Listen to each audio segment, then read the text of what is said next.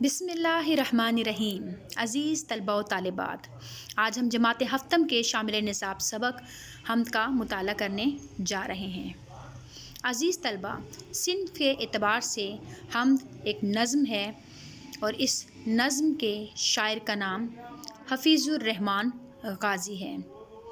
عزیز طلبہ، آج اس نظم کو پڑھنے کے بعد آپ اس انشاءاللہ تعالی قابل ہو جائیں گے کہ درست تلفظ کے ساتھ اور آواز کے اتار چڑھاؤ کے ساتھ نظم کو پڑھنے کے قابل ہو سکیں اور اس کے ساتھ ساتھ آپ مشکل الفاظ کے معنی بھی جان سکیں۔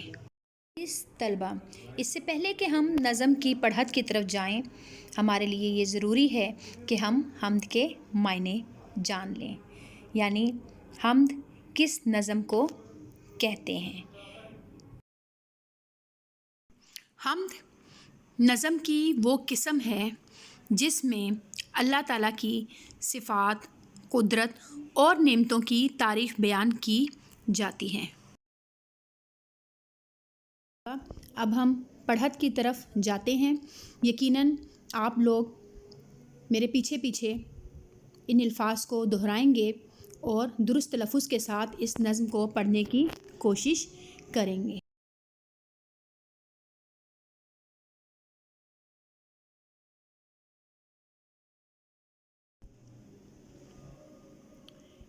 یہ میدان و صحرا بنائے ہیں کس نے، یہ بلکھاتے دریا بہائے ہیں کس نے، ہمارے خدا نے، ہمارے خدا نے۔ یہ گلشن میں پھولوں کی رنگی قطاریں بکھیری ہیں کس نے چمن میں بہاریں، ہمارے خدا نے، ہمارے خدا نے۔ یہ چاند اور سورج بنائے ہیں کس نے، سیاہی کے پردے اٹھائے ہیں کس نے، ہمارے خدا نے، ہمارے خدا نے۔ سجائے ہیں کس نے فلک پر ستارے، لبھاتے ہیں شب میں جو دل کو ہمارے، ہمارے خدا نے، ہمارے خدا نے۔ بنائے ہیں کس نے یہ موسم سہانے، یہ کوئل کے نغمے، یہ پی کے ترانے، ہمارے خدا نے، ہمارے خدا نے۔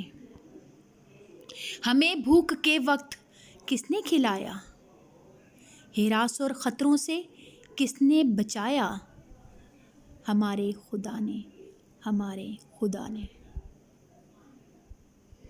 ہمیں سیدھے رستے پہ کس نے چلایا، برائی کے رستے سے کس نے بچایا، ہمارے خدا نے، ہمارے خدا نے۔ طلبہ، پڑھت تو ہو گئی، اب ہم مشکل الفاظ اور ان کے معنی جاننے کی کوشش کرتے ہیں۔ چمن سے مراد باغ اور گلستان ہے۔ گلشن بھی انہی کا مترادف ہے، اس کے لیے بھی چمن، باغ اور گلستان کے لفظ استعمال ہو سکتے ہیں۔ صحرا سے مراد ریگستان۔ بل کھاتے، آڑے ترچھے، مراد ٹیڑھے میڑھے۔ لبھاتے، دل کو اچھے لگتے۔ شب کے معنی رات ہے۔ کوئل اور پی یہاں دو پرندوں کے نام استعمال ہوئے ہیں۔ ترانے سے مراد گیت یا نغمے ہیں۔ بکھیری سے مراد پھیلا دی۔ ہراس مراد خطرہ۔ فلک آسمان کو کہتے ہیں اور سیدھا راستہ یعنی نیکی اور بھلائی کا راستہ، ایسا راستہ جو کامیابی کی طرف لے کر جائے۔ یقیناً آپ کو یہ ویڈیو پسند آئی ہوگی۔ آپ بار بار اس ویڈیو کو سنیں، دیکھیں اور الفاظ کو پڑھنے کی مشق کریں۔ اس کے ساتھ ساتھ مشکل الفاظ کے تلفظ کو بار بار دہرائیں اور ان کے معنی یاد کرنے کی کوشش کریں اور انہیں اپنی نوٹ بک پر خوش خط لکھ لیں تاکہ آپ کے لکھنے کی بھی مشق ہو سکے۔ اللہ ہم سب کا حامی و ناصر۔ اللہ حافظ۔